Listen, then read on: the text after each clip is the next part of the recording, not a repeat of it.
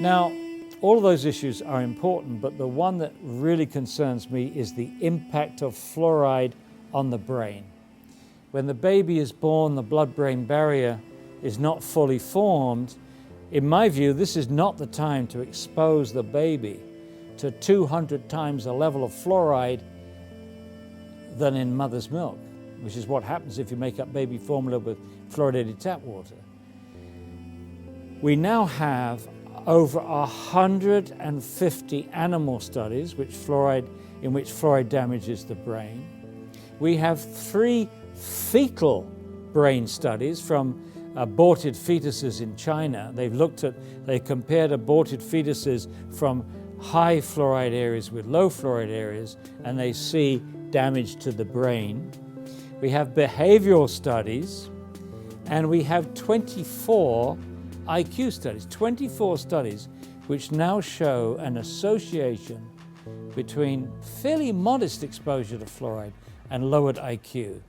Most of those are from China, but there's 2 from Iran, there's 1 from Mexico, and 1 from India.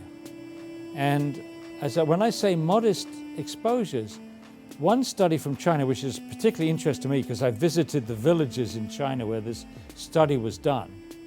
They looked at a village at less than 0.7 parts per million of fluoride in the well water, natural, and another village between 2.5 and 4.5. And looking at those villages, you can't see any difference. I mean, same architecture, same lifestyle, same food, same diet, same occupation, all rural farmers, the same. But a 5 to 10 IQ drop across the whole age range for kids. You can see a shift in the whole IQ, and the threshold at which this occurs based upon extrapolation from all the data is 1.9 parts per million.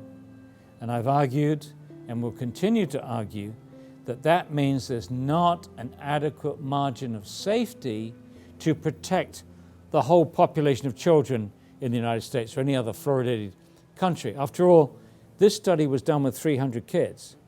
So for 300 kids, those drinking water at 1.9 or higher have a lowered IQ. Now those children are all Chinese, all more or less the same diet, etc., very similar. And when you take a known harm, when you see harm like this, and you ask the question, well, if that dose causes harm, what dose would be safe for a much larger population? We usually use a margin of safety of 10. We divide the harmful dose that we've found, divide by 10 to come up with what we think would be a safe dose for all the children. Some people argue that you need more than 10 if it's a factor affecting children because they're more sensitive. But if you assume that those kids in the study were drinking 1 liter of water, that's 1.9 milligrams. If it's 1.9 parts per million, that's 1.9 milligrams per liter.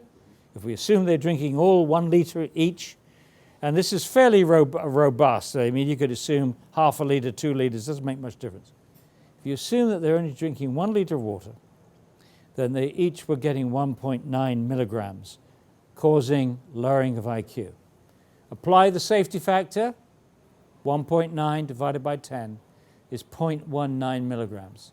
That's 1 glass of water in a fluoridated community. It's crazy, it's reckless, it's stupid. You can't do this.